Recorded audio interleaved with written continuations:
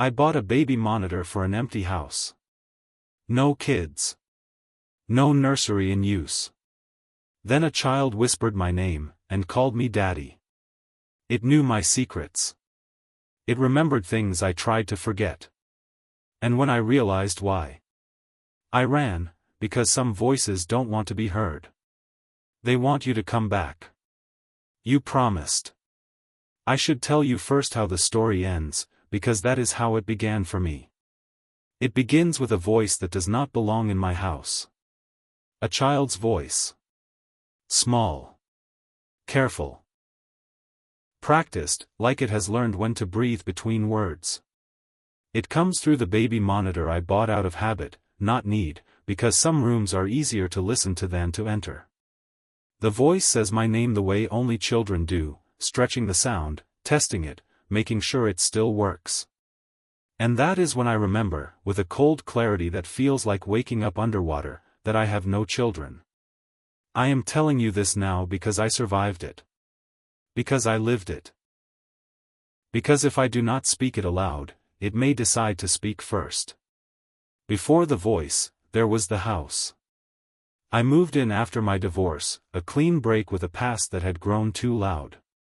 The place was narrow and tall, with walls that kept secrets by leaning closer together as they rose. It was old but not charming, the kind of old that smells faintly of damp paper and regret. The realtor said it was perfect for someone like me. Quiet. No neighbors with children. No schools nearby.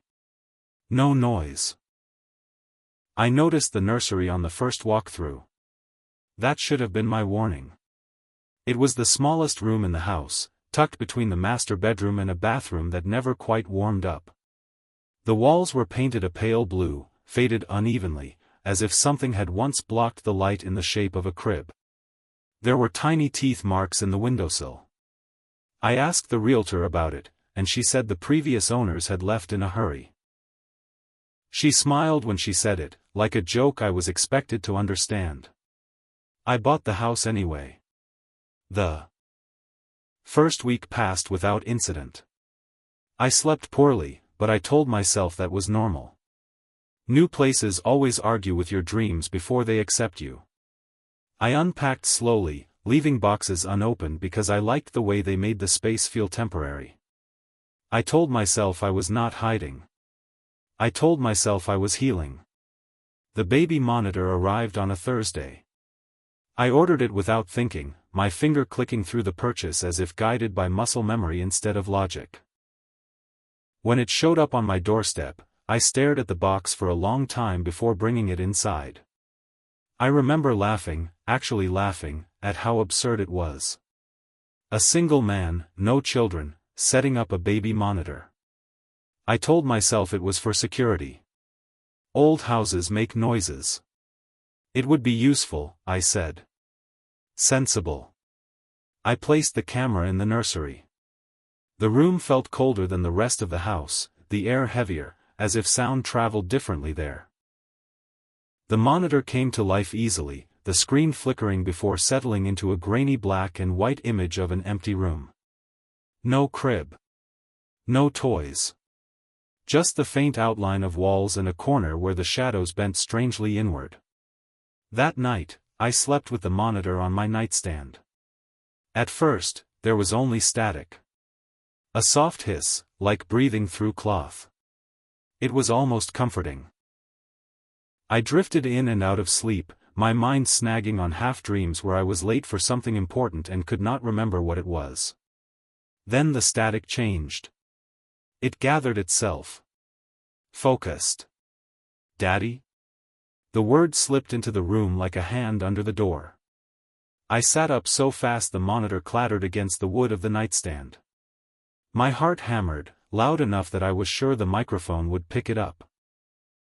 I stared at the screen, willing the image to change, to show me something that explained the sound. The nursery was empty.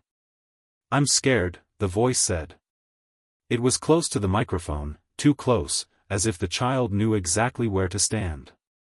The voice trembled, not with fear, but with anticipation, like it was waiting to see how I would respond. I whispered that there was no one there.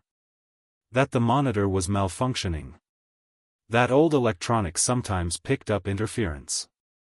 I said it like a mantra, each word a step backward from the edge of something vast and dark. The voice laughed. Not a giggle. Not playful. Relieved. You can hear me now, it said. I did not sleep after that. I unplugged the monitor and locked it in a kitchen drawer, but I could still feel it, humming faintly, like an insect trapped behind my eyes. Every sound in the house sharpened into threat. Pipes whispered. Floorboards creaked with intention. The nursery door, which I was sure I had closed, stood open when I passed it at dawn. Inside, the room smelled different. Warm. Used. I am telling you this because this is where the story truly begins.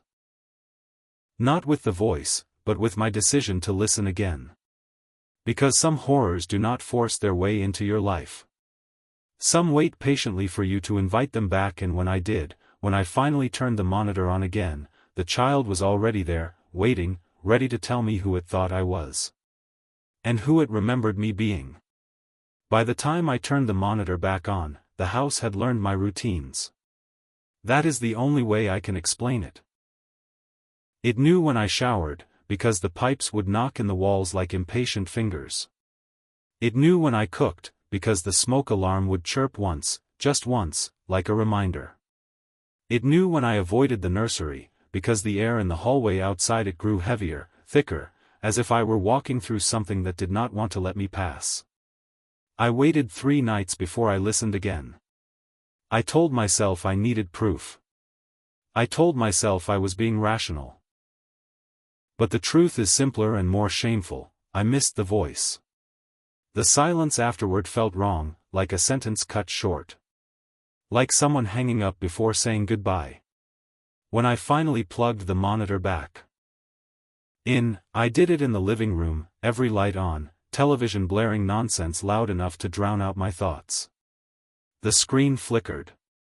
Static bloomed. The nursery appeared exactly as before. Empty. I exhaled a laugh that hurt my throat. See? I said aloud, to no one. Nothing. The static shifted. I waited, the child said. My hands went numb. The voice was clearer now, closer to the microphone than before. Older, too. Not by much, but enough that the difference scraped against my nerves. Children change quickly. I knew that from somewhere, some other life that pressed against the inside of my skull without quite breaking through. I thought you weren't coming back, the voice continued. It was dark when you left. I demanded to know who it was. I demanded to know how they were broadcasting on my monitor. I demanded answers the way adults do, with volume and authority, pretending those things mean anything in the face of the unknown. The child did not answer right away. I'm not supposed to tell, it finally said. You said secrets were important. My stomach dropped. I never said that, I whispered. The screen changed. Not dramatically. Not like in movies. The camera angle stayed the same, but the shadows in the corners of the nursery deepened, pulling inward, shaping themselves around something small and seated on the floor, just out of reach of the light. I don't like when you pretend, the child said. You always did that at first. That night, I searched the house. Every closet. Every crawl space. The attic, thick with insulation and dust and the sour smell of trapped heat. There was no one there. No signs of entry. No footprints. No dropped toys or hidden blankets. In the nursery, I found something new. Finger drawings in the dust along the baseboards. Crude shapes. Stick figures. One tall. One small. They were holding hands.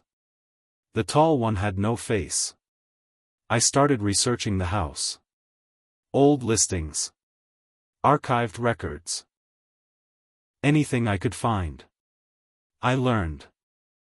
About the previous owners, a couple who had lived there for less than 2 years. They had a child. A boy. The record stopped abruptly after a winter incident that was described only as a domestic tragedy. No details. No follow-up. Just a date and a silence that stretched too far. I found a single forum post from a neighbor, archived and forgotten. The crying stopped before the police came, it read. That was the strangest part. When I turned the monitor on again, I did not wait for the child to speak. "I'm not your father," I said. "I never was." The screen flickered violently, static screaming like tearing fabric. "You promised," the child said, and now the voice was wrong. Deeper. Stretched. As if something else were speaking through a shape it barely fit inside. "You said you would come back when it was quiet." The memories hit me then, not as images but as sensations. The weight of a small body asleep on my chest. A lullaby I never learned but somehow knew every word to. Anger. Hot and sharp and sudden, followed by the awful calm of decision. I fell to my knees, the monitor clutched in my hands like a confession. "I didn't mean to," I said, and I did not know what I was apologizing for until the child laughed again. Not relieved this time. Complete. "You always say that part," it said. "Then you leave me alone." The nursery door slammed upstairs. The monitor screen filled with movement as the camera shook, something small climbing into view. I saw a child's outline, head tilted at an angle no living neck should allow. Its face was blurred, not by shadow, but by motion, like it could not stop shaking. "I'm not scared anymore," it said. "You're here now." The house lights went out. I ran. I did not grab my keys. I did not grab my phone.